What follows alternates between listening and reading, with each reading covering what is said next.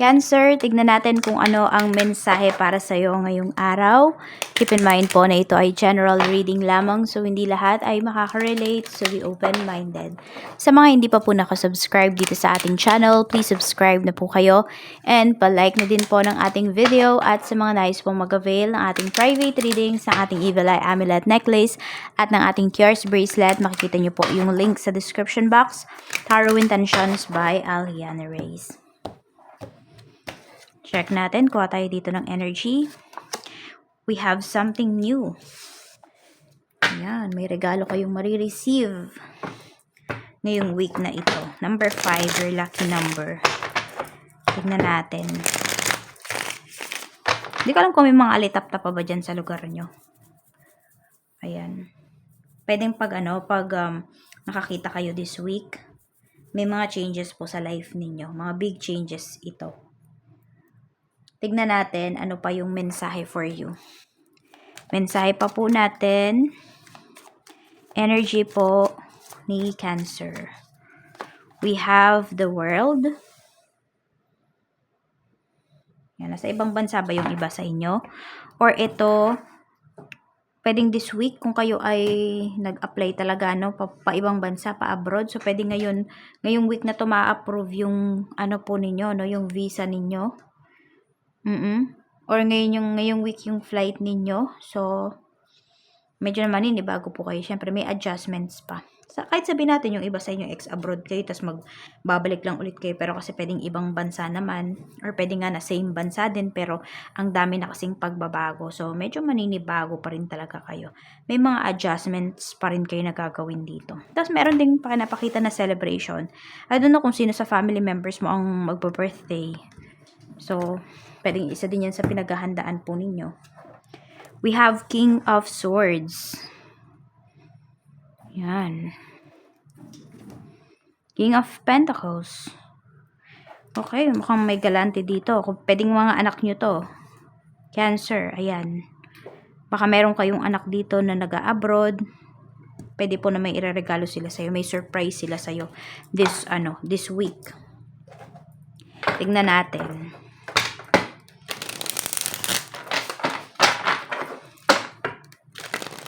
Or kung may mga taong interested sa'yo dito, more on foreigner yung nakikita ko kasi dito, or siguro nasa ibang bansa sila, pwedeng ganyan. May ireregalo sa'yo, may bibigay sa'yo.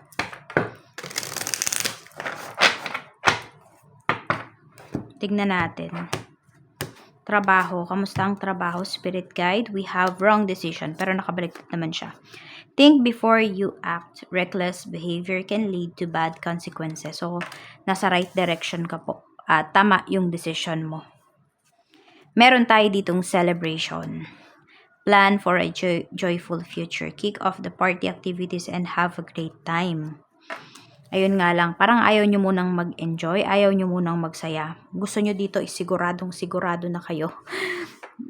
Yan yung nakikita ko dito. Gusto nyo is bago kayo mag-enjoy, bago kayo mag-party, bago kayo mag-celebrate is yung talagang secure na. So parang ganito, meron kayong mga pinaplano. Bago nyo yan i-share sa mga tao, gusto nyo, nasa sa inyo na. Hawak-hawak nyo na, ganyan. Baka nga meron dito, may buntis. Cancer. So parang bago nyo i-announce yung pregnancy, nakapanganak na kayo. Tipong ganun. Ayaw nyo nang ma-evil eye pa. So, sa trabaho naman, ayan po, hindi ko alam kung hindi kayo a-attend ng kung ano man tong party na need na attendan pagdating dito sa trabaho. Parang hindi kayo a-attend. Siguro there is something going on ngayong week na to para sa inyo. Yan, baka kasi meron ngang uuwi dito na na family members, meron din kayong isi-celebrate na napaka-importante.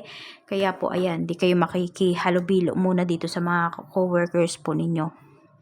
Ngayong week. We have expression. Ayan, mukhang magpapaalam ka naman kasi dito. Express your creative self, open up your heart, and connect with others. So, yun lang. Meron lang dito. Parang nahihirapan kayong makisama. Hindi naman pinapakita na toxic dito yung trabaho nyo or yung co-workers nyo, More on, di lang siguro talaga kayo palagi sa kanila.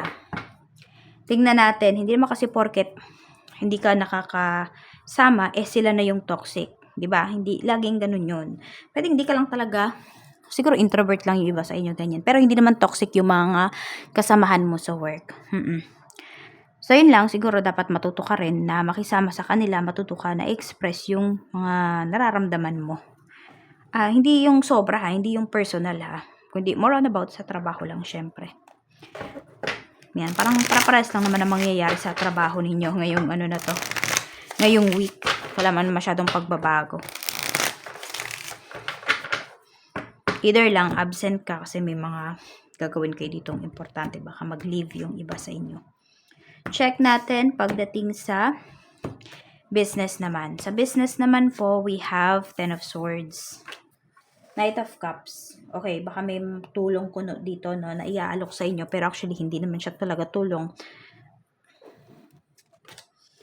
Nagdadalawang isip nga kayo dito, so huwag nyo nang i-accept na. Mukhang kakilala nyo kasi yung nag-aalok ng tulong na to about sa business. Wheel of Fortune.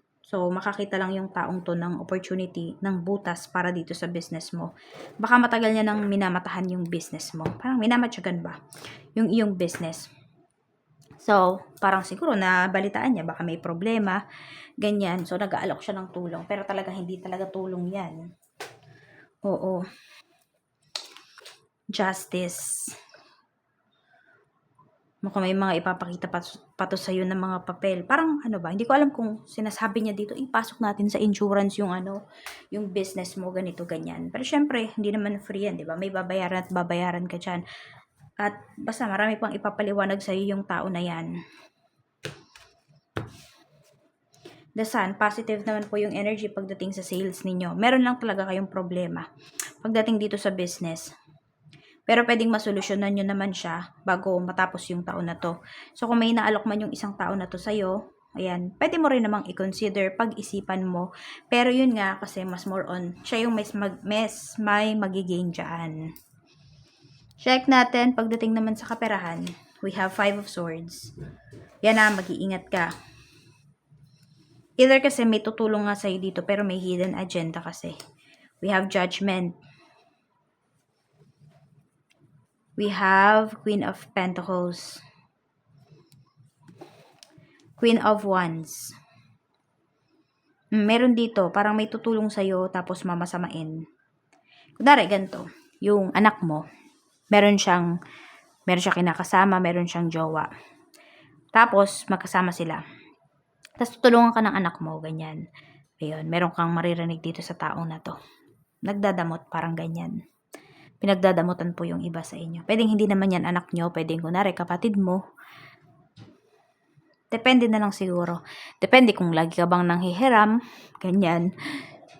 O, kasi 'di ba may kanya-kanya rin naman talaga tayong problema, may kanya-kanya tayong gastos. So, ayun, siguro as much as possible, water signs, medyo iwas ka na lang dito sa mga, iwas ka na lang as much as possible, no, na mangutang, na manghiram, or na manghingi. Tignan natin. Kaya mag-focus kayo sa growth ninyo, mag-focus kayo sa kaperahan ninyo. Check natin sa love life mo naman. We have Ace of Pentacles. Okay, so eto, pwedeng hindi mo to anak Kasi diba sa inyo, pwedeng bata pa yung mga anak nyo. Pwedeng ito, dalawang tao na to, na foreigner, or dalawang tao na to na balikbayan na may o-offer sa'yo. King of Cups. Ace of Cups. May mag-o-offer sa'yo dito ng love. Nahirapan naman kayong tanggapin. Kasi iba po sa inyo pwedeng, yes, yung taong to, napamahal na to napamahal ka na sa kanya. Pero pwedeng, ikaw naman, di naman yun yung nararamdaman mo. So, pwedeng the feeling is not mutual. Kaya medyo mahihirapan kayo dito. Pero for some of you kung gagamitin nyo yung isipan ninyo, Cancer, kung magiging practical kayo, pwedeng i-accept nyo yung tao na to. Kasi pinapakita po talaga dito, makakatulong yan sa inyo. Tsaka siya naman yung nag-o-offer. 4 of Wands. Meron nga dito, parang pakakasalan pa kayo. Or pwede rin kasi ito, may magpo-propose sa'yo dito. Pwedeng ito naman ay person mo. At wala ka naman ng ibang nakikita na makakasama kung hindi siya. So, ayan naman po ang pinapakita dito. Yun nga lang kasi, No, ang lucky number mo dito is 555 or number 5. So, pwede po na mayroon talaga kayong pagdadalawang isip. Naglalaban yung mind and heart ninyo. So, yan lang po. Maraming salamat. Mag-iingat po kayo always and more blessings to come.